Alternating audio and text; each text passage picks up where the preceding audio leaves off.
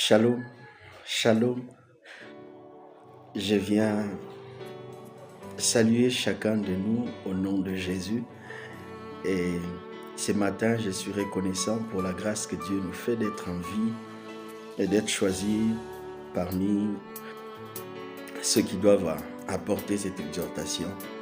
Et j'ai béni le Seigneur et j'ai béni Papa Bienvenu Acacia ainsi que tous les organisateurs de ces moments.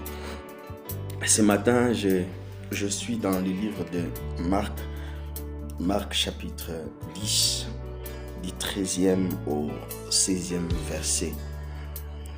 La Bible déclare: des gens lui amenèrent des petits enfants pour qu'ils les touchent, mais les disciples leur firent des reproches. Jésus, en les voyant, fut indigné et leur dit: laissez venir à moi les petits enfants et ne les empêchez pas, car le royaume de Dieu est pour leurs pareils et pour ceux qui leur ressemblent. En vérité, je vous le dis, quiconque ne recevra pas le royaume de Dieu comme un petit enfant n'y entrera pas. Puis il les embrassa et les bénit en leur imposant les mains. Ce matin, je viens pour supplier quelqu'un. Je viens en deux temps. Premièrement, pour supplier quelqu'un, pour demander à chacun de nous de ne pas perdre le cœur d'enfant. Le cœur d'enfant. Qu'est-ce donc ces cœurs qui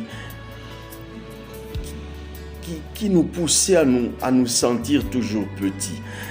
Ces cœurs qui faisaient en sorte que quand nous sommes dans un culte, dans un moment spirituel de prière, que nous puissions nous ressentir toujours que nous avons besoin de Dieu, que nous ne sommes rien sans lui. Ces cœurs qui faisaient en sorte que nous puissions aimer Dieu, même sans titre ou quoi que ce soit, nous étions attachés à lui. Bien-aimés, ne perdons pas ces cœurs d'enfants. Ces cœurs d'enfants qui nous poussaient à obéir à cette parole de Pierre dans 1 Pierre chapitre 2 verset 2 qui disait: désirez comme des enfants nouveau-nés le lait non frélaté de la parole, afin que par lui vous croissiez pour le salut.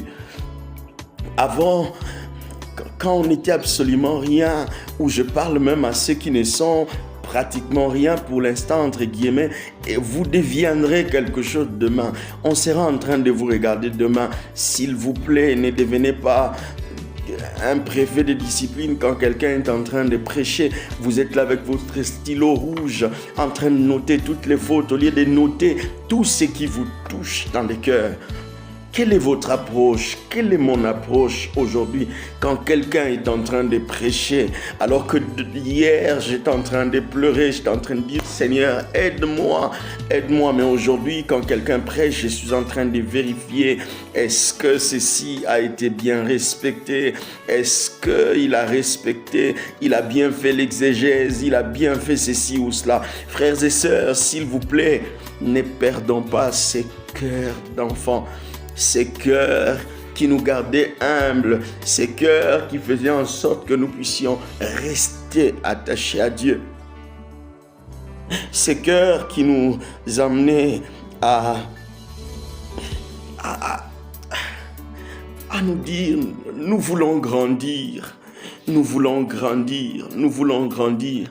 Ces cœurs d'enfants qui, même quand nous avons demandé quelque chose à Dieu et que Dieu n'a pas encore fait, nous ne nous fâchons pas contre lui.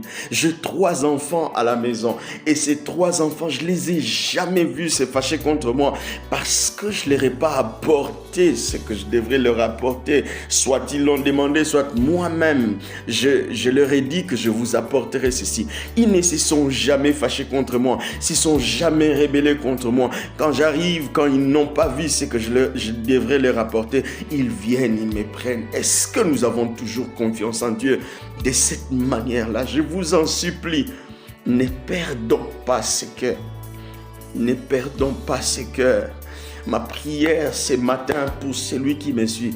Ma prière ce matin pour celui qui est là en train de suivre cette petite exhortation. Ne perds pas, ne perdez pas, ne perdons pas ces cœurs d'enfants. Jésus souligne que le royaume des cieux appartient à ceux qui sont semblables aux enfants.